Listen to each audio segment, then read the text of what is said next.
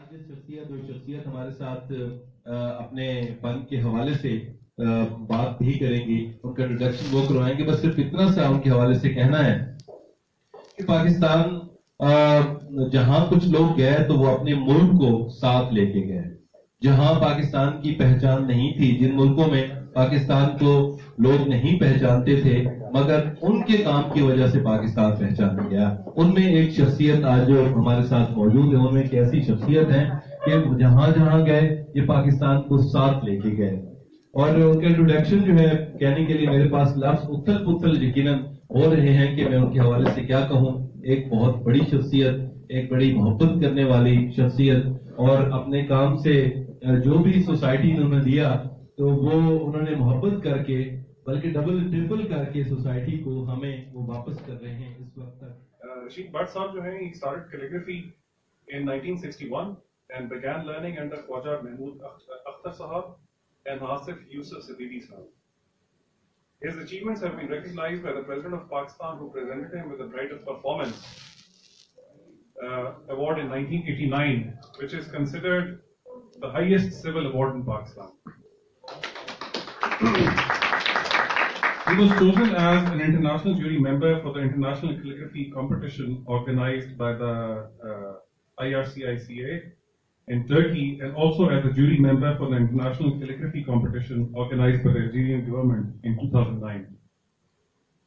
Rashid Bhat Sahab has worked to promote the art of Islamic calligraphy and has many students from around the world. He first taught calligraphy on national television in 1991 to 94 when he hosted his own weekly program. He also has been the curator of national and international calligraphy exhibitions. Bhat Sahab continues to teach Islamic calligraphy as a lecturer at the National College of Arts and Fatma Jinnah Women's University in Pakistan. With this, I would like to invite Rashid Bhat Sahab over to him. Inshallah, ہم ان سے مستفید ہوں گے اور ہم ان سے شکر گزار ہیں کہ انہوں نے ہمارے لیے وقت نکالا. Thank you sir, thank you very much. بسم اللہ الرحمن الرحیم.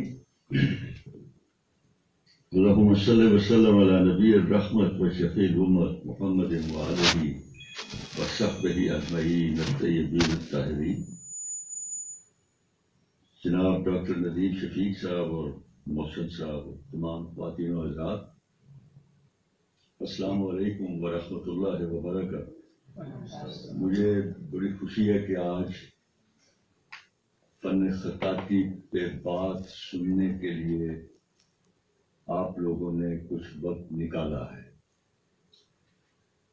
اور یہ میرے لیے بڑا کہہ لیں کہ تقویت کا باعث بھی ہے اور خوشی بھی ہے مجھے بہت. اس میں میں پہلے تو ایک چھوٹا سی یہ کہہ لیں کہ بریف سی ہسٹری آف اسلامک کیلیگرافی جو ہے وہ آپ کی نظر کرتا ہوں کہ یہ ہے کیا، اور اس کے بعد میں پھر یہ بتاؤں گا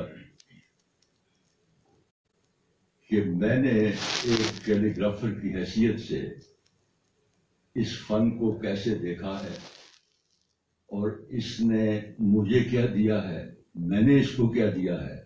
اس پہ پھر جو میرے تجربات ہیں یا مشاہدات ہیں اس پہ بات ہوگی. سب سے پہلے میں شروع کرتا ہوں اس کی بریف ہسٹری. وہ یہ ہے کہ دنیا کا کوئی آرٹ مذہب سے جدا نہیں ہے. دنیا کا، یہ غور سے سنیے گا بات، یہ بڑی تکلیف دہ بات ہے لیکن غور سے سنیے گا.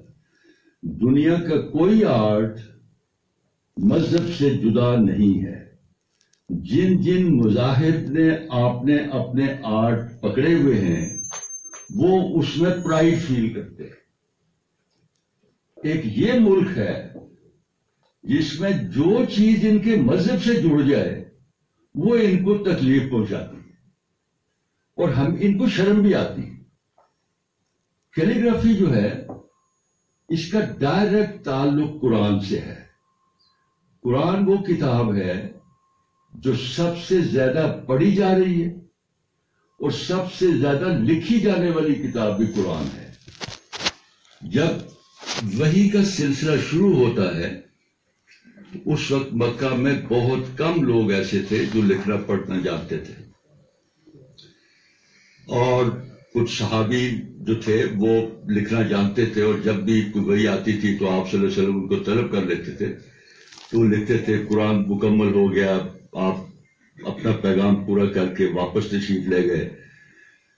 حضرت ابو بکر کا دور آتا ہے، حضرت عمر کا دور آتا ہے، یہ فتوحات کا دور ہے، اس میں علاقے بے شمار شامل ہو جاتے ہیں، اس میں قرآن بھی مکمل کتاب کی شکل میں آ جاتا ہے، اور جب اجمی علاقے آتے ہیں اس میں تو اجمیوں سے وہ خط جو عرب میں رائج تھا وہ ان سے پڑھا نہیں جا رہا تھا، ان کو پڑھنے میں پرابلم ہو رہی تھی۔ خط جو رائج تھا اس کا نام تھا خط ہیری۔ ہیرا جو ہے یہ ایک بہت بڑے علاقے کا نام ہے، اینشنٹ ٹائم میں یہ بڑا سیولائزڈ علاقہ تھا، اور اسی نام کے حوالے سے یہ کوفہ بھی اسی میں آتا ہے، عراق کا بھی کچھ ایریا اس میں تھا، مکہ بھی اسی میں آتا تھا، اس کا نام تھا خط ہیری۔ تو جب جیسے جیسے وہ اسلام پھیلتا گیا، اور اس وقت ضرورت تھی کہ ہر بندے کی خواہش ہوتی تھی کہ قرآن کی ایک کاپی میرے پاس بھی ہونی چاہیے گھر پہ، تاکہ میں اس کو دیکھ کے پڑھ سکوں، تو وہ لوگ جو ہے اس فن کی طرف راغب کیے گئے، انہوں نے لکھنا شروع کیا، عورتیں بھی اس میں لکھنا شروع ہو گئیں سیکھ کے، اور وہ قرآن جو ہیں وہ گھروں میں ملکوں میں بھیجنا شروع کر دیا انہوں نے۔ حضرت علی کے دور میں، حضرت علی کرم اللہ وجہ کے دور میں بہت زیادہ شکایات آئیں کہ یہ اجمیوں سے پڑھا نہیں جا رہا، کیونکہ اس میں ایران بھی آ گیا تھا، کچھ افریقہ کے ملک تھے، کچھ سینٹرل ایشیا کے ملک تھے۔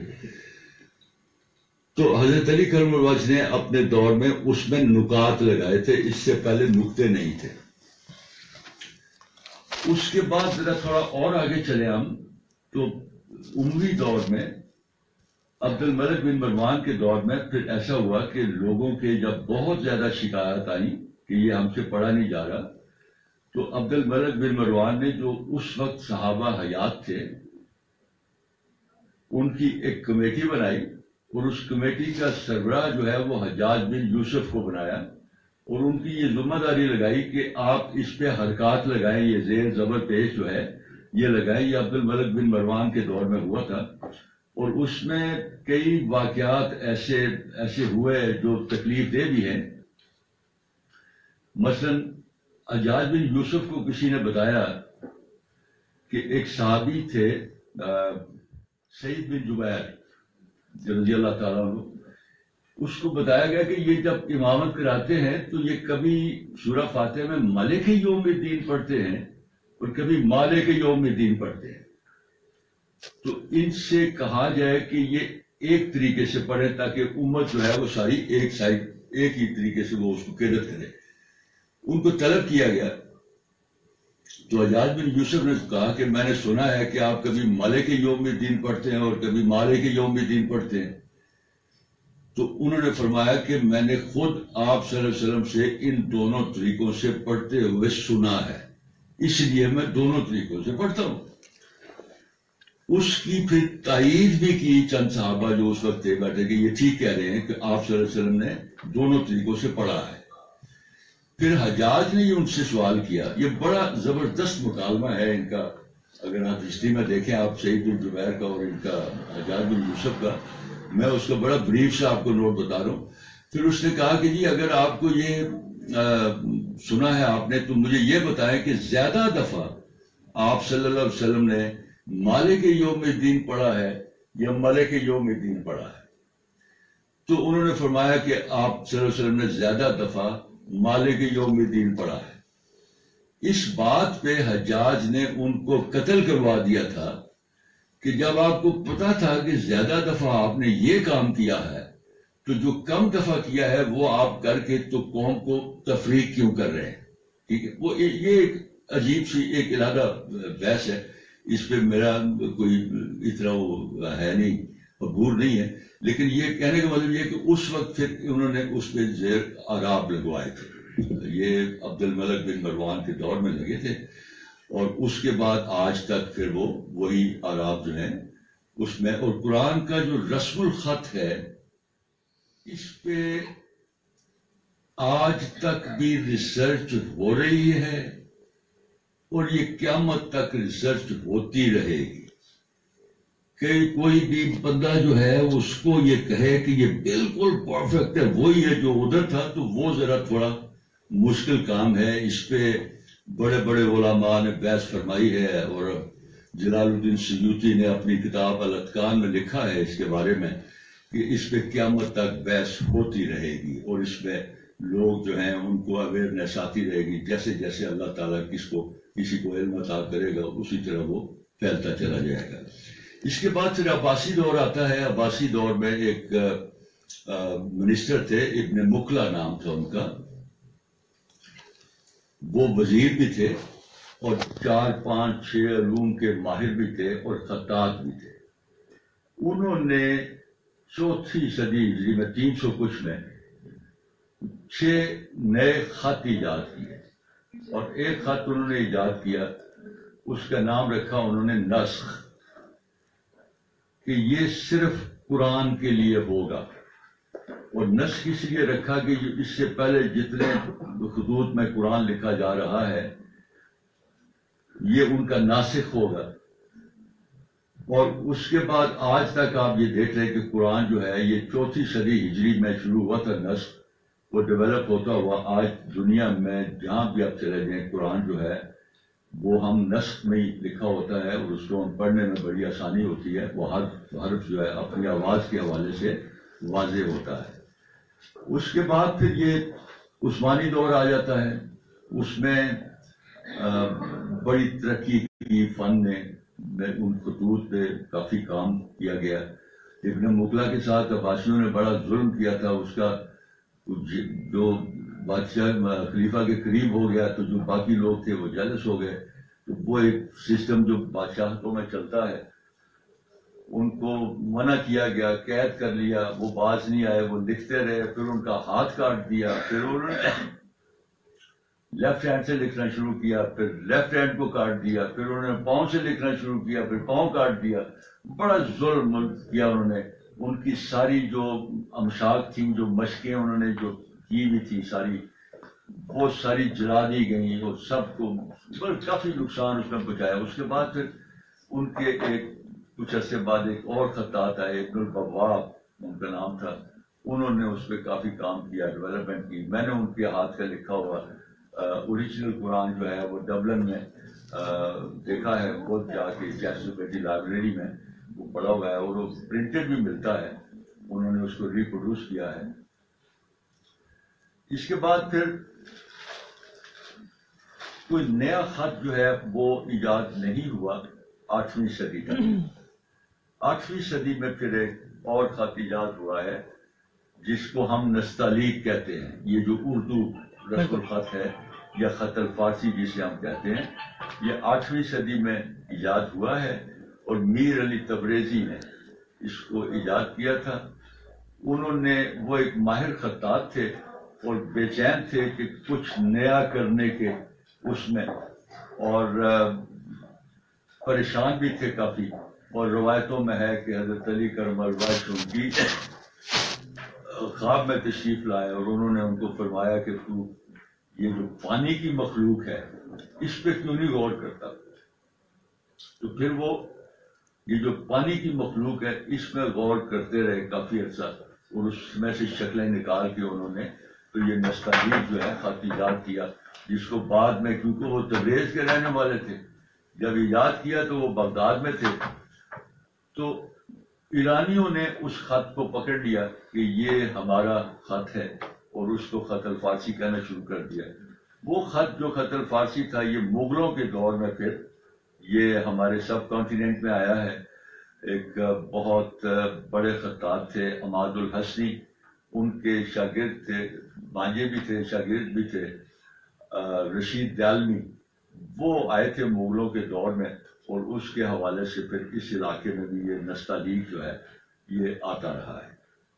اور اس پہ پھر اس علاقے میں کافی لوگوں نے کام کیا ہے. اور اس وقت نستعلیق جو ہے وہ ساری دنیا میں لکھا جا رہا ہے، اور اس میں کوئی ایک پرفیکٹ سٹائل آپ نہیں کہہ سکتے. اس میں ہم پاکستان میں جو لکھتے ہیں اس کو لاہوری خط کہتے ہیں، ایک ہندوستان میں لکھتے ہیں اس کو دلی رسم الخط کہتے ہیں، ایک ایران میں لکھا جاتا ہے وہ بھی نستعلیق ہے، ایک ترکوں میں لکھا جاتا ہے عثمانی سلطنت میں وہ بھی نستعلیق ہے، اور عرب ممالک میں لکھا جاتا ہے وہ بھی نستعلیق ہے. اور یہ سارے ذرا تھوڑے تھوڑے مختلف ہیں، ایک بالکل پرفیکٹ نہیں، جس طرح سلس ہے یا نسق ہے اس طرح کا یہ نہیں ہے.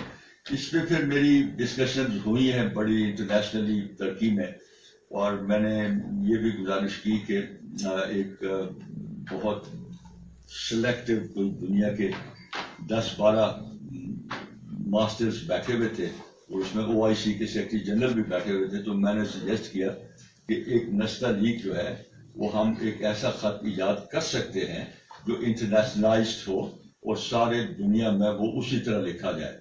تو اس میں وہ جب ڈسکشن آگے بڑھی تو ایران کے جو استاد تھے امیر خانی،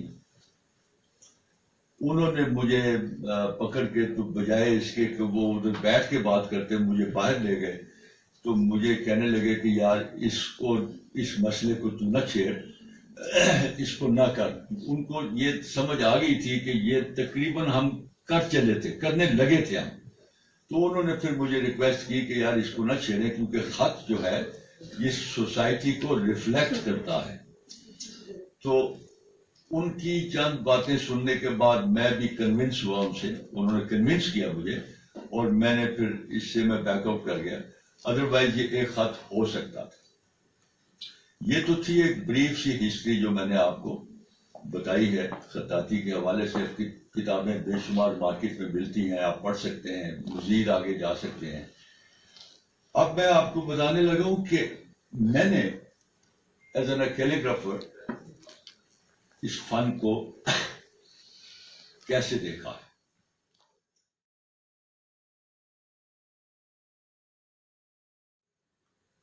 اور میری نظر میں یہ کیا ہے، وہ یہ ہے کہ جب بھی کوئی قوم کسی ملک کو فتح کرتی ہے تو سب سے پہلے وہ اپنا وہاں پر کلچر پھینکتے ہیں، لینگویج پھینکتے ہیں. جس طرح اسلام پھیلا ہے تو سب سے پہلے آپ صلی اللہ علیہ وسلم حفاظ کو بھیجتے تھے، قاریوں کو بھیجتے تھے، علماء کو بھیجتے تھے.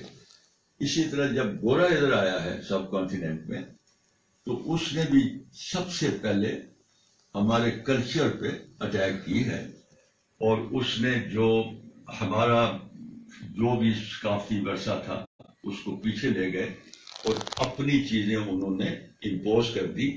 نتیجہ یہ ہوا کہ خطاطی جو ہے وہ پیچھے چلی گئی. بلکہ یہاں تک ہے کہ میں نے خود وٹنس کیا ہے، اور یہ بڑی تکلیف دہ بات ہے. دوسری جماعت میں میرا بچہ پڑھتا تھا، پیپر دے کے وہ آیا ہے انگلش کا، میں نے اس کو لیا ہے، میں اس سے ویسے ہی پوچھ رہا ہوں، اور وہ اورل کویسچن تھے. اس میں ایک سوال تھا ہو واز سلطان. تو میں سوال پوچھ رہا تھا، وہ بچہ فٹافٹ جواب دے رہا تھا مجھے. تو میں نے جب سوال آیا کہ ہو واز سلطان، تو وہ بچے نے جواب دیا سلطان واز اے ڈاگ. اچھا میں نے اس سے پوچھا یہ کدھر سے لیا؟ کہتے جی میری بک میں نے لے کے بک لے کے آیا، اس میں کتے کا نام سلطان رکھا ہوا. پھر میں جا کے سر سید اسکول کے پرنسپل سے ملا، شفیع منصور سے اللہ مغفرت فرمائے ان کی. He was nice person. میں نے اس سے کہا یہ کیا پڑھا رہے ہیں؟ وہ بےچارے کھڑے ہو گئے، انہوں نے مجھ سے معافی مانگی، اور اسی وقت انہوں نے اس کتاب کو بین کر کے بعد میں پتہ نہیں تبدیل کی یا نہیں کیا. اسی طرح خلیفہ ہمارے سلطنت کا سربراہ ہوتا تھا. میں نے خود سنا ہے یہ حجام کو خلیفہ کہتے تھے، آپ نے سنا ہوگا. یہ ساری وہ ریفلیکشنز میں آپ کو بتا رہا ہوں، جب دوسری قومیں آتی ہیں تو وہ کس طرح امپوز کرتی ہیں. اس میں پھر یہ ہوا ہے کہ جب یہ ڈکلائن پہ پہنچ گیا فن خطاطی، اور میں اس دور سے گزرا ہوں. اگر کسی محفل میں ہی از ناٹ آرٹسٹ یار، ہی از اے کیلیگرافر. میں نے یہ سارا دیکھا ہے. میں لڑا ہوں اس سوسائٹی سے، اور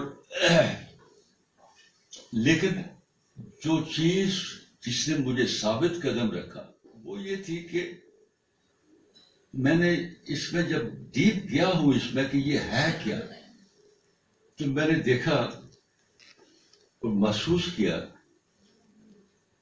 کہ یہ کتنا عظیم کام ہوگا، یہ اس کی عظمت کیا ہے کہ اللہ تعالیٰ نے سب سے پہلی وحی میں اس کا ذکر کیا ہے، اقرأ وربک الاکرم الذی علم بالقلم، اور قلم میرا مین انسٹرومنٹ ہے، قلم سے میں لکھتا ہوں، اور قلم کے بارے میں وہ کہہ رہا ہے کہ میں نے قلم کے ذریعے علم عطا کیا، علم الانسان ما لم یعلم، انسان کو وہ بتایا جو وہ نہیں جانتا تھا۔ پھر میں آگے چلتا ہوں تو اس میں دیکھتا ہوں تو سورہ قلم کے نام کی پوری سورت قرآن میں اتار۔ پھر جب میں تھوڑا اور آگے چلا تو اس نے کہا اسی سورت میں کہ نون والقلم، اللہ کہہ رہا ہے قسم ہے مجھے قلم کی، وما یسطرون جو صدریں لکھتی۔ اس کے بعد تھوڑا سا اور آگے چلتا ہوں تو قرآن میں اللہ تعالیٰ فرماتا ہے کہ یہ جو پانی نظر آپ کو آ رہا ہے اس کو سیاہی میں تبدیل کریں، اور جو درخت نظر آ رہے ہیں ان کی کلمیں بنائیں اور میرے بارے میں لکھنا شروع کر دیں۔ جب یہ سب ختم ہو جائے اتنا اور لے آؤ، 7 دفعہ لے آؤ، یہ سب کچھ ختم ہو جائے گا، میری تعریف ختم نہیں ہوگی۔ میں آپ کو ایز این اے کیلیگرافر کہہ رہا ہوں، یہ 1 گلاس انک کا مجھے دے دیں اور 1 قلم دے دیں، اس سے میں 3 سے 4 ہزار صفحات آپ کو لکھ کے دے سکتا ہوں 1 گلاس سے۔ ایک درخت سے کتنے ملین کلمیں نکلے گی، اور سمندر سے کتنے گلاس نکلیں گے، یہ آپ اپنے طور پہ اس پہ غور کریں۔ یہ وہ چیزیں تھی۔ اس کے بعد جب میں دیکھتا ہوں خلفاء کا دور تو اس میں حضرت علی کرم الوجہ کا ایک قول میری نظر سے گزرا، جو خطاط سارے لکھتے بھی ہیں اور اس کو پڑھتے بھی ہیں۔ مجھے نہیں پتا باقی خطاطوں کے حوالے سے، لیکن میں ذاتی طور پہ اپنا ایکسپیرینس بیان کر رہا ہوں۔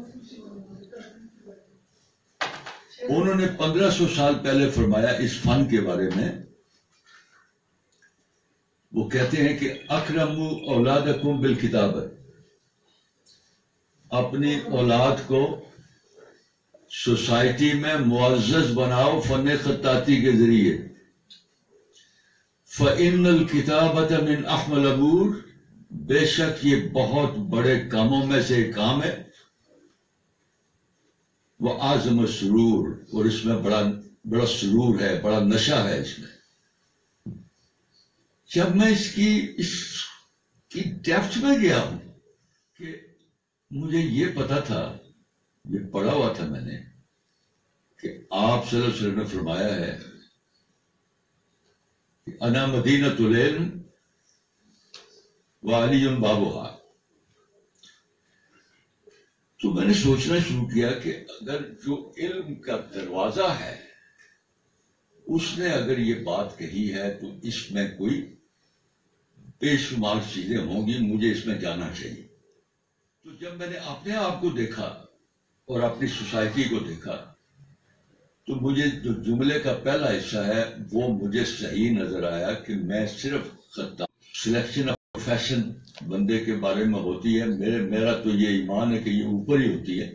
بندہ جو بھی اپنے بارے میں سوچتا ہے کرتا ہے، ہوتا وہی ہے جو مالک نے طے کیا ہوا ہے آپ کے بارے میں۔ میں نے دیکھا ہے بے شمار والدین نے بچوں کو ڈاکٹر بنا دیا، جب ڈاکٹر بن گئے فورسفلی تو ان کے بعد انہوں نے ڈاکٹری چھوڑ کے تو بزنس میں چلے گئے، بے شمار واقعات ہیں ایسے۔ تو مجھے جب یہ احساس ہوا کہ اگر مجھے اللہ نے یہ چنا ہے اس کے لیے کہ میں اس کے کلام کو لکھوں یا ان حروف کو لکھوں یا ان الفاظ کو لکھوں، تو مجھے سمجھ آئی کہ اس سے بڑا اور کوئی کام ہی نہیں ہے، اور اس میسج کو میں پھیلاؤں اپنے فن کے ذریعے لوگوں تک پہنچاؤں، اس سے بڑا اور کوئی کام مجھے سمجھ نہیں آ رہی کہ جو تعلق ہو جس کا اللہ سے، رسول سے، قرآن سے، اس سے بڑی اور مجھے کوئی سمجھ نہیں آتی۔ تیسرا اس میں پارٹ ہے کہ وہ اعظم السرور، اس میں بڑا نشہ ہے۔ وہ نشہ جو میں نے محسوس کیا ہے، جس کو میں نے انجوائے بھی کیا ہے، مطلب خالی محسوس نہیں کیا بلکہ انجوائے کیا ہے، قرآن میں اللہ نے فرمایا کہ فَاذْكُرُونِي أَذْكُرُكُمْ، جو مجھے یاد کرے گا میں اسے یاد کروں. اب اگر میں اللہ کا نام لکھ رہا ہوں اور جتنی صلاحیتیں اس نے مجھے دی ہیں میں اس میں پورا زور لگا کے کام کر رہا ہوں، اور کام کرتے ہوئے اگر مجھے یہ احساس ہو جائے کہ میرا خالق جو ہے وہ مجھے دیکھ رہا ہے اور وہ جو رحمت، فضل، کرم جو کچھ مجھے وہ دے سکتا ہے وہ دے رہا ہے، اور جب مجھے پتا ہو کہ جس کا میں کام کر رہا ہوں مجھے واچ کر رہا ہے، مجھے دیکھ رہا ہے، تو اس سے بڑا نشہ مجھے نہیں سمجھ آتی کسی اور کو کوئی ملے گا یا نہیں ملے گا. اس کی یہ جب جو لوگ اس میں جاتے ہیں ان کو اس کا اندازہ ہے. اس کے بعد میں جب اپنی سوسائٹی کو دیکھتا ہوں تو میں نے 1983 میں اس وقت ضیاء الحق صاحب کا دور تھا جی، اور ظفر الحق صاحب، راجہ ظفر الحق صاحب جو آج کل سینیٹر ہے، he was minister for information. تو ایک ایوارڈ چلتا تھا ٹیلی ویژن میں، دیتے تھے ایوارڈ، وہ سب شعبوں کو دیتے تھے، خطاطی کو نہیں دیتے تھے. تو میں نے ان سے کہا کہ یہ خطاطی کو بھی شامل کریں کہ اگر ایک بوم آپریٹر جو ہے وہ صرف بوم کو ایسے ہلا رہا ہے، جدھر جدھر ٹیلنٹ جا رہا ہے تو آپ بوم ہلانے والے کو پرائز دے رہے ہیں آپ یا ایوارڈ دے رہے ہیں، تو وائی ناٹ ٹیلی گرافر. تو ان سے میرا جھگڑا ہو گیا، ان کے دفتر میں ہو گیا، میں بھی غصے میں آ گیا، وہ بھی غصے میں آ گئے. اس کے بعد پھر میں وہاں سے نکلا ان کے کمرے سے، پھر میں دفتر گیا، گھر گیا. تو میں نے کافی 1-2 دن لگا کے سوچ کے تو میں نے یہ کام جو ہے طے کیا کہ جس کام کے بارے میں نہ حکومت جانتی ہے نہ عوام جانتے ہیں، وہ میں کریٹو ایبلٹی تو اللہ نے مجھے دی ہے. میں نے اس کو کہہ دیا تھا، میں نے کہا جی مجھے تو یہ لگتا ہے کہ میں یہ جملہ کہا جس پہ ان کو آگ لگی. میں نے کہا جی میں یہ سوچ رہا ہوں کہ رشید بٹ تو بڑا الو کا پٹھا ہے کہ تو وہ کام کر رہا ہے جس کو نہ عوام جانتی ہے نہ حکومت جانتی ہے. تو چھوڑ قرآن کو، تو طبلہ بجا جس کو گورنمنٹ بھی جانتی ہے، ریکگنائز کرتی ہے، جس کو عوام کو بھی اچھا لگتا ہے. اس پہ وہ اچھلے کہ جی قرآن لکھنے والا بندہ یہ کیسے بات کر سکتا ہے. میں نے کہا پھر یہ آپ میری اسٹیج پہ ہوتے تو آپ کو پتا چلتا ہے. وہ کافی میں نے یہ جی چھوڑ دیا، کلمے شلمے بند کر دی، کام کر کے یہ کام نہیں کرنا، آپ کوئی اور سوچتے ہیں. اتنے میں میرے بہت عزیز دوست، اللہ مغفرت فرمائے ان کی، ابھی ریسنٹلی ان کی ڈیتھ ہوئی ہے، ساری دنیا سارا پاکستان جانتا ہے انہیں، منو بھائی ان کا نام تھا. میرے بہت ہی عزیز دوست تھے، اور جوانی میں ہم بڑا مطلب آپس میں گپ شپ اور بیٹھنا بڑی محفلیں ہوتی تھی. وہ لاہور چلے گئے، لاہور سے آئے تو مجھے کہنے لگے کیا کام کیا نیا تم نے. تو میں نے کہا منو بھائی میں نے چھوڑ دیا ہے. تو اس پہ وہ پھر کافی ناراض ہوئے، گالیاں والیاں بھی نکالی، کیونکہ مذاق تھا ان کے ساتھ. تو وہ بیٹھ کے انہوں نے ایک بروشر ارینج کیا، آپ نے خود ہی لکھا، انہوں نے بروشر لکھا، کہتے ہیں اس کو پرنٹ کرتے ہیں، جتنا کام تو نے کیا ایک نمائش کر، اس کے بعد چھوڑ دینا تعلق ہے کیلی گرافی سے. اور مجھے کہا بھی انہوں نے کہ مجھ سے رابطہ کرنا. میں نے فون کیا انہیں، کہتا ہے تو نے ایک دن لگایا فون کرنے میں، میں کب سے انتظار کر رہا ہوں، آپ فوراً آ جائے آپ میرے پاس. میں ان کے پاس چلا گیا، اور وہ سمجھ لیں کہ وہ میرے گائیڈ بھی وہی ہیں. میں جب ان کے کمرے میں گیا بینک میں، وہ جو بروشر تھا ہمارا وہ انہوں نے دروازے کے باہر بھی فریم کر کے لگوایا ہوا، وہ ٹیبل پہ بھی رکھا ہوا، اور کمرے میں بھی انہوں نے کرا کے لگایا ہوا. میں کوئی یار تو وہ مجھے کہنے لگے کہ یار میں نے کام تیرا دیکھا ہے، تجھ میں ٹیلنٹ ہے، لیکن جس طرح تو کام کر رہا ہے اگر اس طرح کرتا رہا تو بھوکے مر جاؤ گے، یہ آپ کو کوئی بھی پوچھے. تو جس طرح میں کہہ رہا ہوں اس طرح کام کر. پھر انہوں نے کچھ مجھے گائیڈ وائڈ کیا، پھر میں نے کچھ لائنز پہ کام کیا، اور آج تک الحمدللہ میں مجھے کوئی ریگریٹ نہیں ہے. اس کے بعد پھر میں نے 94 میں جب میں پروگرام کیا کرتا تھا ٹیلی ویژن پہ، تو پروگرام بے نظیر جس دن آئی ہے دوبارہ، تو پہلے دن انہوں نے جو لگائے تھے مینیجنگ ڈائریکٹر، ان کو کوئی میری شکل اچھی نہیں لگی، انہوں نے سب سے پہلا آرڈر کیا کہ اسٹاپ دس پروگرام. اچھا وہ انہوں نے بند کر دیا. اور مجھے یہ لگا کہ میں مطلب بلوچستان کے انٹیریئر بلوچستان سے، انٹیریئر سندھ سے، انٹیریئر کے پی کے سے لوگ جو ہیں، وہ بچے جو ہیں وہ مجھے کام لکھ کے بھیج رہے تھے، اور میں سمجھ رہا تھا کہ اردو بھی پروموٹ ہو رہی ہے اور خط بھی پروموٹ ہو رہا ہے، تو اس کو بند کر دیا. میں پھر دوبارہ ہرٹ ہوا بیڈلی. تو پھر میں نے یہ سوچ کے کہ اب یہ نہیں کرنا چاہیے، میں نے پھر بند کر دیا. یہ 94 کی بات. ان دنوں آپ جو جانتے ہیں این میری شمل ایک بہت بڑا نام ہے، اورینٹلسٹ جرمن جو تھی، ان سے میرا بہت لمبا ایک ایسوسیشن ہے میری ان سے، تھی بلکہ اب بھی ہے. وہ آئی ہوئی تھی پاکستان، وہ آئی گھر پہ، اور اس کے ساتھ ایک ہمارے دوست ہیں ڈاکٹر سعید دورانی صاحب، وہ لندن سے آئے ہوئے تھے. ایک ہمارے تھے ماسٹر تھے مسٹر توحید احمد، وہ بھی ساتھ آ گئے. یہ 2 3 4 لوگ پڑ گئے. تو انہوں نے کہا کہ تم کیا کر رہے ہیں؟ میں نے کہا میں نے چھوڑ دیا. اور پھر یہ سارے میرے گرد ہو گئے اور انہوں نے مجھے فورس کیا کہ تو فرگیٹ اباؤٹ ایوری تھنگ، تو جسٹ کام کر، تو ہم تیری نمائش کرتے ہیں، ارینج کرتے ہیں، یہ کرتے ہیں. وہ پھر میں نے دفتر سے چھٹی لے لی. وہ پھر 6 7 سال میں دفتر سے چھٹی سے رہا. اور ان 6 7 سالوں میں پھر مجھے اللہ نے ساری دنیا میں گھما دیا ہے، اور اسی فن کے حوالے سے. اس کے بعد پھر ایک جدہ سے مجھے، اب یہ میں اسپرچل حوالے سے لگا ہوں بات کرنے. ایک صاحب کے ساتھ میں کام کر رہا تھا، انہوں نے مجھے ایک ٹیکسٹ بھیجا کہ یہ لکھیں جیسے اولیاء شریف آپ صلی اللہ علیہ وسلم کا لکھا جاتا ہے. اس وقت پاکستان میں کسی کو پتہ ہی نہیں تھا. وہ جب میں نے دیکھا تو مجھے وہ کلاسیکل عربی تھی، پرانی عربی تھی، مجھے وہ سمجھ نہیں آئی. میں نے یہ گولڈا شریف کے جو پیر تھے، پیر نصیر الدین نصیر صاحب، اللہ مغفرت فرمائے ان کی، میرے دوست تھے. میں ان کا مرید نہیں تھا لیکن میرے دوست تھے. ان سے میری بڑی ملاقاتیں اور بڑی ڈسکشنز، وہ بڑی رہنمائی مجھے ان سے ملتی تھی. میں نے ان کو فون کیا کہ جی میں ملنا چاہ رہا ہوں. وہ انہوں نے مجھے بلا لیا. میں گھر جاؤ، جا کے سیرت پڑھو، ہجرت کا واقعہ پڑھو. وہ ام معبد کا واقعہ، وہ ٹیکسٹ جو ہے وہ ام معبد کے بارے میں تھا. میں گھر آیا، میں نے کہا ٹھیک ہے جی میں گھر جاتا ہوں. میں جب گھر آیا ہوں اور میں نے 3 4 جو میرے پاس سیرت کی کتابیں تھیں میں نے وہ کھولی، اس میں نے ہجرت کا واقعہ کھولا تو مجھے وہ سارا سیکوینس جو پتا چلا کہ یہ ہے کیا.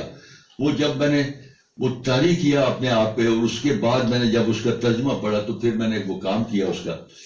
ام معبد کی وہ روایت تھی کہ آپ صلی اللہ علیہ وسلم کو اس نے کیسے دیکھا ہے. وہ ایک واقعہ ایسا ہے کہ آپ صلی اللہ علیہ وسلم جب غار ثور سے نکل کے مدینہ کی طرف جا رہے ہیں تو راستے میں ایک ٹینٹ نظر آتا ہے. وہ ٹینٹ کے باہر ایک خاتون بیٹھی ہے. اس نے دیکھا کچھ مسافر آئے ہیں اور وہ مسافروں کو، جو اس کے پاس پانی تھا، پانی سے اس نے ان کی تواضع کی. تو آپ صلی اللہ علیہ وسلم کو بھوک لگ رہی تھی. آپ صلی اللہ علیہ وسلم نے ابو بکر سے فرمایا کہ اس عورت سے پوچھو کچھ کھانے کے لیے ہے اس کے پاس. تو انہوں نے پوچھا اس عورت سے، تو اس نے کہا کہ جی کوئی مکھن، کوئی کھجور، کوئی گوشت، کوئی ایسی چیز، کوئی روٹی. تو اس عورت نے کہا کہ جی آج تو گھر میں کوئی ایسی چیز نہیں ہے. تو جیسے ہی آپ گزر رہے تھے تو دیکھا کہ اس کے ٹینٹ کے کونے میں ایک بکری کھڑی تھی. میں اجازت ہے تو اس عورت نے کہا کہ جی ٹھیک ہے. وہ بیچاری شوق ہے، حیرت میں ہے. آپ صلی اللہ علیہ وسلم مدینہ تشریف لے گئے. شام کو جب اس کا خامد آیا ہے گھر پہ تو اس نے دیکھا دودھ، تو اس نے پوچھا یہ کدھر سے آیا؟ اس نے کہا بکری ہے. اس نے کہا یہ تو مرنے کے قابل تھی. انہوں نے کہا نہیں ابھی بھی دیکھ تو دودھ سے بھری ہوئی ہے. تو پھر اس نے پوچھا اس عورت سے کہ یہ کس نے کیا ہے. پھر اس عورت نے آپ صلی اللہ علیہ وسلم کے بارے میں جو کچھ اس نے محسوس کیا وہ فرمایا. وہ ایک قسم کا portrait of holy prophet peace be upon him ہے. اس میں پھر جب میں ریسرچ میں گیا ہوں تو اس میں ایک جملہ اور دو لفظوں کے جملے ہیں اتنے خوبصورت کہ میں بیان نہیں کر سکتا. ایک جملہ ہے حسن الخلق، جب وہ آپ کی حسن کی تعریف کر رہی ہے تو وہ اس نے لکھا کہ حسن الخلق، کہ وہ تخلیق میں سب سے بہترین تھے. کچھ جو ہمارے احادیث کی بکس ہیں یا ان میں جو اس علاقے میں ہے اس میں انہوں نے لکھ دیا حسن الخلق، کہ وہ اخلاق میں بہت اچھے تھے. تو اس طرح کی تھوڑی بہت ریسرچ اس میں کرنی پڑی. اس کے بعد جب میں نے اس کو دیا پھر حضرت علی کرم الوجہ کا میں نے حلیہ شریف لکھا وہ اس کو دیا. جب میں اس کو ڈیلیور کرنے گیا ہوں جدہ میں تو اس کے پاس کوئی ایک شیخ بیٹھے ہوئے تھے، کوئی بہت بڑے اسکالر. تو اس نے دیکھا کہ ام معبد کا بھی لگا ہوا ہے اور حضرت علی کا بھی لگا ہوا ہے، تو جو اصل ہے وہ تو آپ نے لکھا ہی نہیں. تو وہ شیخ کو بھی پتہ نہیں تھا کہ وہ اصل کیا ہے. تو انہوں نے پھر بتایا کہ یہ ہند بن ابی حالہ التمیمی کا ہے جو حضرت خدیجہ کے پہلے خامد سے بیٹے تھے اور وہ اسکالرلی پرسن تھے. ان سے حضرت حسن نے سوال کیا تھا کہ آپ نے آپ صلی اللہ علیہ وسلم کو کیسے پایا ہے. تو وہ پھر انہوں نے کہا کہ وہ کتاب ڈھونڈے. وہ اس کے پاس کتاب تھی، وہ کتاب نکالی، اس میں وہ مل گیا. پھر مجھے واپس بھیجا جدہ سے کہ تو واپس جا یہ لکھ کے لیا. تو یہ ایک ایسی چیز تھی جو اسپرچولی میں سمجھتا ہوں کہ اس سے بڑی کوئی قرآن کے بعد اگر کوئی چیز سب سے پاورفل ہے جو میں نے دیکھی ہے، جو میں نے وٹنس کی ہے، وہ آپ صلی اللہ علیہ وسلم کی وہ حلیہ شریف ہے جو تینوں روایتیں ملتی ہیں. لوگوں نے اور بھی صحابہ نے بے شمار باتیں کی ہیں. آپ کی آنکھوں کے بارے میں بات کی ہے، آپ کے چہرے کے بارے میں بات کی ہے، بے شمار ہیں. لیکن یہ بہت ہی ہائیلی اسپرچل ٹیسٹ ہے جس سے میں نے بہت نشہ لیا ہے. بہت میں اس کو بڑا وٹنس کیا ہے اور اس کو اپنے تجربات میں لایا ہوں. اس کو کیونکہ قرآن میں اگر قرآن کو دیکھتے ہیں تو اللہ تعالیٰ شروع سے لے کے آخر تک بتاتا آیا ہے ساری قوموں کو ساری کتابوں میں کہ ایک آئے گا، وہ ایسا ہوگا، وہ ایسا ہوگا، وہ ایسا ہوگا. آپ کی نشانیاں بتاتا آ رہا تھا. تو ان میں بڑی ایک اسپرچل فورس ہے. اس کے بعد میں دیکھتا ہوں تو دوسری جو اسپرچل پرسنالٹی مجھے ملی وہ این میری شمل تھی، جرمن تھی. اور آپ صلی اللہ علیہ وسلم کے بارے میں جو واقعہ میرا ان کے ساتھ ہوا ہے یا ہوا تھا، وہ میں نے زندگی میں بے شمار شخصیات سے ملا ہوں، بڑے بڑے عاشق رسول سے بھی ملا ہوں. لیکن جو جیسچر این میری شمل نے دیا تھا وہ میں کسی میں آج تک نہیں دیکھ سکا. ان کو جرمن پیس ایوارڈ ملا تھا، پریزیڈنٹ نے دیا تھا. وہ پھر لندن آئی، میں بھی لندن میں تھا. ان کے ایک وہاں پر ڈسائپل تھے ضیاء الدین شکیب. انہوں نے ان کو ڈنر پہ انوائٹ کیا. اس ڈنر میں کچھ چند ایک لوگ تھے، 8-10 لوگ تھے. تو این میری نے ان سے کہا کہ اس وقت مجھے ضیاء شکیب نہیں جانتے تھے. این میری نے کہا کہ یا میں نے سنا ہے رشید بھی آیا ہوا ہے اور شاعرہ بھی آئی ہوئی ہے، ان کی بیٹی بھی آئی ہوئی ہے، تو ان دونوں کو کھانے پہ بلاؤ. اس کا مجھے فون آیا کہ جی آپ نے شام کو ڈنر پہ آنا ہے، این میری آئی ہوئی ہے. تو بیٹی نے مجھے کہا کہ جی آپ اس طرح کریں کہ کوئی چیز ان کے لیے کوئی تحفہ ان کو دیتے ہیں. تو نمائش میری لگی ہوئی تھی، یہ 95 کا واقعہ ہے. تو نمائش میں سے ایک فریم ہم نے اٹھایا. شام کو ہم چلے گئے وہاں. جب وہاں گئے ہیں تو میں نے وہ فریم ان کو پیش کیا ہے. وہ اس طرح اٹھی ہیں، اٹھ کے تو انہوں نے فریم پہ ایسے سر رکھا ہے. کچھ 3 سے 4 منٹ. اس کے بعد جب انہوں نے سر اٹھایا ہے تو ان کی یہ آنکھیں، یہ گلاسز، یہ چیز ساری جو ہے وہ فریم پہ بھی ان کے آنسو ہیں وہ پڑے ہوئے. تو مجھے انہوں نے کہا کہ رشید میری یہ بڑی وش تھی کہ یہ ٹیکسٹ جو ہے یہ مجھے کوئی لکھ کے دے. تو نے عمر کے اس حصے میں مجھے لکھ کے دیا that time she was near to be 80. تو یہ اس طرح کے. اس کے بعد پھر انہوں نے مجھے حکم دیا کہ قصیدہ بردہ شریف لکھو. میں نے کہا جی میں لکھتا رہتا ہوں, اس کے کچھ شعر شور لکھا نہیں, پورا لکھو. پھر میں نے وہ پورا لکھا. وہ پھر لطیف جوانی کے اس میں بلوایا, انہوں نے سب کو بلایا ہوا تھا کہ جی وہ رشید لے کے آ رہا ہے. وہ سارے وہ اکبر الدین بھی اور یوسف ابش بھی اور بڑے بڑے اسکالرس تھے وہاں. تو وہی بندے نے ہاتھ رکھ دیا دس از مائن, وہ سارا بڑا. تو یہ جو اسپرچل لوگ ملے ہیں مجھے زندگی میں مارٹن لنکس بھی ہیں, ان سے میری بڑی 2-4 بڑی ڈسکشنز.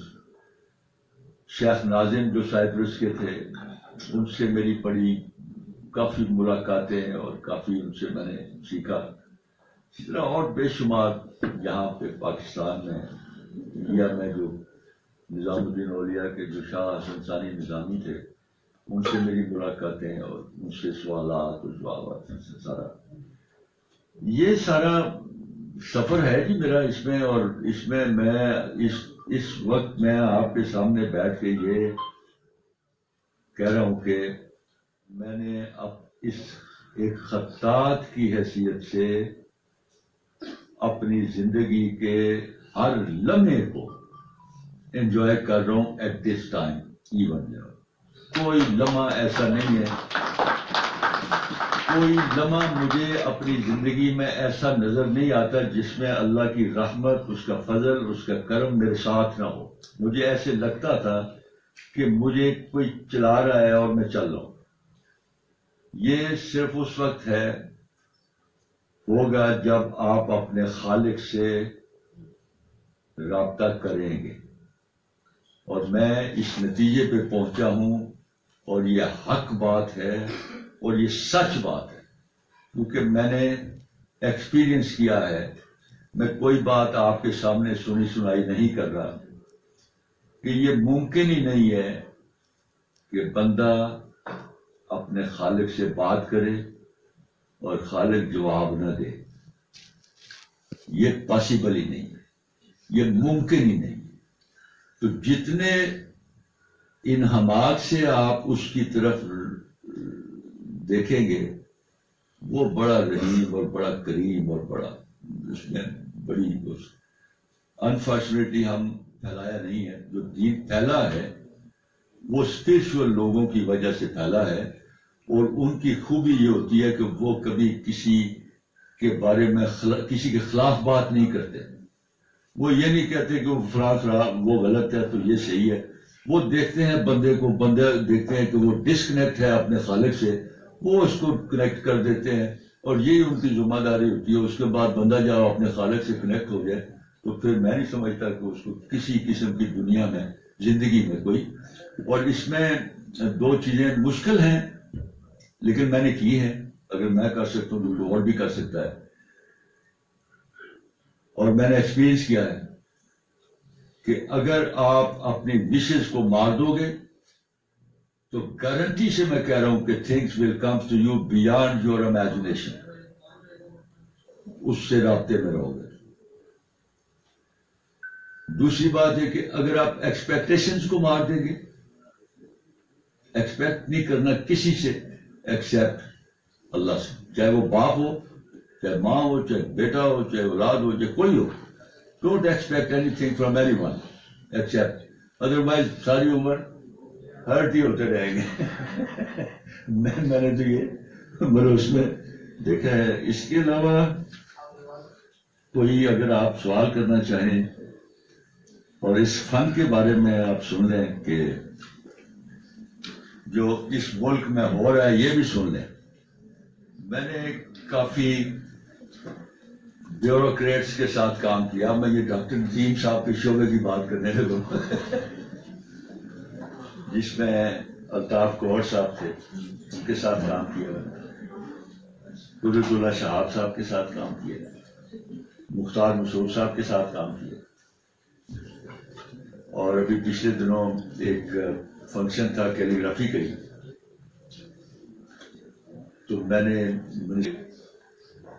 کسی اچھے کام کو اگر برے طریقے سے کریں گے تو اس کا نتیجہ بھی برا ہی ہوگا. اچھے کام کو کرنے کے لیے ظاہر ہے کہ آپ اگر صحیح ڈائریکشن میں کام کریں گے تو پھر ہی کام ہوگا. تو وہ ایک کر رہے ہیں، بہت اس کا نقصانات بھی ہو رہے ہیں، پر اینی وے جو کر رہے ہیں. اور جو بڑے بیوروکریٹس تھے، وہ جن کا نام میں نے لیا ہے،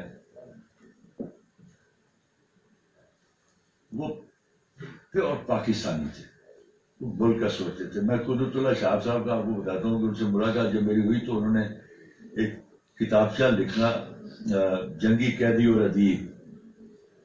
ان دنوں جنگی قیدیوں کے جو لواحقین تھے وہ جب جلوس نکالتے تھے تو قوم جو ہے وہ ساری بے حس ہو چکی تھی. تو اس بارے میں انہوں نے دانشوروں کو، انٹلیکچوئلس کو، سب کو دعوت دینی تھی کہ بھئی آپ کیا کر رہے ہیں، آپ اٹھیں جاگیں، مطلب آپ کچھ کریں اور ان لواحقین کے ساتھ آپ جو ہیں وہ اٹیچ ہوں، بجائے اس کے کہ آپ سڑک کے دونوں کناروں پہ کھڑے ہو کے وہ جلوس گزر رہا ہے تو گزر گیا آگے، تو آپ اپنے اپنے کاموں میں چلے گئے. تو انہوں نے وہ جو کتابچہ لکھا اس میں انہوں نے ایک واقعہ کوٹ کیا. انہوں نے لکھا کہ حضرت با یزید بستامی کے دور میں ان کے درس میں ایک آتش پرست آتا تھا جو ان کے درس میں روز آ کے بیٹھ کے ان کی باتیں سنتا تھا، اور سال ہر سال تک آتا رہا. ایک دن جو اس کے ساتھی آگے پیچھے جو بیٹھے ہوتے تھے اس میں سے ایک بندے نے اسے کہا کہ یار میں دیکھ رہا ہوں تو کئی سالوں سے آ کے تو با یزید بستامی کے درس میں بیٹھتا ہے اور تو ان کی باتیں سنتا ہے، تو کلمہ پڑھ مسلمان کیوں نہیں ہو جاتا؟ تو اس آتش پرست نے یہ جواب دیا کہ یار اگر تو اسلام وہ ہے جس کا نمونہ با یزید بستامی ہے تو لا ریب میں اس کی طاقت نہیں رکھتا، اور اگر اسلام وہ ہے جس کا نمونہ تم ہو تو یہ میرے لیے باعث ننگ ہے. تو یہاں سے پھر انہوں نے یہ ایک طنز کیا انہوں نے سوسائٹی کو، اور اس کے بعد پھر ظاہر ہے وہ پھر مختار مسعود صاحب تھے، اللہ مغفرت فرمائے تینوں کی، یہ کمال کے لوگ تھے. انہوں نے یہ سینٹ میں میورل بننا تھا، ایک آیت لکھنی تھی سینٹ میں، تو انہوں نے گل جی کو بلایا، اللہ مغفرت فرمائے اس کی بھی. تو گل جی نے کوئی آپشن دی ان کو. تو جب وہ میٹنگ میں غلام اسحاق بھی تھے اور بڑی وہ سینٹ کی ڈیبوٹ کمیٹی کافی اسٹرانگ کمیٹی تھی، تو اس میں مختار مسعود صاحب بھی تھے. تو انہوں نے کہا یار رشید کدھر ہے، اس کو بلا. میں اس وقت لندن میں ایک بہت بڑے پروجیکٹ پہ مکہ گیٹ پہ کام کر رہا تھا. مکہ میں جب آپ جاتے ہیں جدہ سے تو راستے میں موٹر وے پہ ایک آرچ بنی ہوئی ہے، اس پہ سارا کام نیچے جو کیلیگرافی وہ میں کر رہی 87 کی بات ہے یہ. تو میں وہ کہہ رہا تھا تو مجھے پھر انہوں نے بلوایا، پھر مجھ سے کہا کہ یہ کام کرو. میں نے کیا وہ سینٹ کا میورل جو ہے وہ میرے ہی ہے. اس کے بعد انہوں نے مجھے کہا کہ یہ باہر جو کلمہ لکھا ہوا ہے، غلام صاحب کہنے لگے کہ یہ آپ کلمہ بھی لکھے. میں نے ان سے کہا، میں نے کہا جی کلمہ تو میں لکھ لوں گا لیکن اس گروپ میں نہیں لکھوں گا. یہ گروپ تو اس آرکیٹیکٹ نے اس اسپیس کو دی ہے کہ وہ اتنی بڑی اسپیس ہے تو اس کو ایک بریک دیا اس نے، تو آپ نے اس کے اندر کلمہ بھی پھیر دیا. تو یہ یا تو پوری اسپیس میرے حوالے کریں تو میں سارے اس آرکیٹیکچرل فیچر کو دیکھ کے تو میں پھر اس کو ڈیزائن کروں. تو اس گروپ میں نہیں لکھوں. تو وہ یہ کہنے لگے کہ ٹھیک ہے یو آر الاؤڈ، تو آپ فریلی کام کرو، پھر دیکھتے ہیں کیا. اس وقت گور ایوب صاحب تھے اسپیکر اور وسیم سجاد تھے چیئرمین سینٹ. میں نے کام کیا، میں کچھ 6 مہینے کلمہ لکھتا رہا کہ یار ساری 1400 سال سے لوگ کلمہ لکھ رہے ہیں، ایسا نہ ہو کہ میں کلمہ لکھوں سامنے لگے تو لوگ کہیں یار یہ تو وہاں پر بھی لگا ہوا تھا، یہ تو یہاں پر بھی لگا ہوا تھا، اس میں کوئی نئی چیز تو نہیں ہے. میں کچھ 6 مہینے لگائے. میں نے 6 مہینے کے بعد جب میں نے پہنچا، جب میں تو پریزنٹیشن دینے گیا تو گور ایوب صاحب بھی اور وسیم سجاد صاحب دونوں نے مجھے کہا کہ یار، میں نے ان سے کہا کہ جی یہ میں نے یہاں سے شروع کیا تھا، یہاں سے میں چلا تھا، یہ بیسٹ 3 مجھے لگے ہیں، ان میں سے کوئی آپ ایک چن لیں. تو ان دونوں نے مجھے بے زبان کہا کہ یار ہمیں تو سارے اچھے لگ رہے ہیں. میں نے کہا جی آپ بتائیں کیا. میں کہ میرے خیال میں یہ بیسٹ پاسبل ہے اس کو وغیرہ. تو انہوں نے اسی پہ وہ سائن وائن کر دیے. سی ڈی اے سے کہا کہ جی یہ آرٹسٹ سے کانٹریکٹ کریں اور اس کو امپلیمنٹ کریں, ایکسیکیوٹ کریں. سی ڈی اے میں جب میں گیا ہوں تو میں نے ان سے کہا کہ جی مجھے وہ سائز دے دیں ایگزیکٹ تاکہ میں اس پہ کام کروں. تو مجھے انہوں نے بندے نے کہا کہ جی آپ کدھر جائیں گے سر, وہ ہم بندہ بھیج دیتے ہیں, آپ کو 25,000 روپیہ اس کو دے دیں تو وہ ساری چیزیں آپ کو لا کے دے دیں گا. میں نے کہا میں کس چکر میں پیسے دے دوں گا. انہوں نے کہا جی وہ سائز وائز نہیں دینا. میں کہا this is your responsibility to give it to. تو وہ پھر وہ فائل دبا دی انہوں نے. ٹھیک ہے جی. پھر وہ 6 مہینے میرے بھی گئے. اس کے بعد میں نے قسم اٹھائی کہ گورنمنٹ کا کام میں نے آپ نہیں کرنا. کوئی 92 کی بات ہے. اس کے بعد پھر یہ یوسف رضا گیلانی بنے اسپیکر. یہ کسی نمائش میں آئے, انہوں نے مجھے دیکھا, پتہ نہیں ان کو کیا کچھ شک پڑا, یہ کیا وہ کدھر ہیں جی آپ کیا کر رہے ہیں آپ کو. میں نے کہا جی بس ایسے وہ آئے نا جی صبح دفتر. اچھا میں پتہ نہیں کوئی غلط فہمی ہوئی ہے. مجھے انہوں نے بلایا, میں کہا اچھا جی صبح آ جاؤں گا. میں چلا گیا. کیا کر رہے ہیں آپ آج کل. میں نے کہا جی کیلیگرافی کر رہے ہیں. اور کیا کر رہے ہیں. ان کو پھر خیال آیا کہ اچھا میں نے کوئی غلط بندہ بلا دیا. اچھا وہ تو میں نے ان سے کہا کہ یہ ادھر باہر کا کام تھا تو وہ انہوں نے ابھی تک ایکسیکیوٹ نہیں کیا. وہ آپ ٹی وی کے چیئرمین.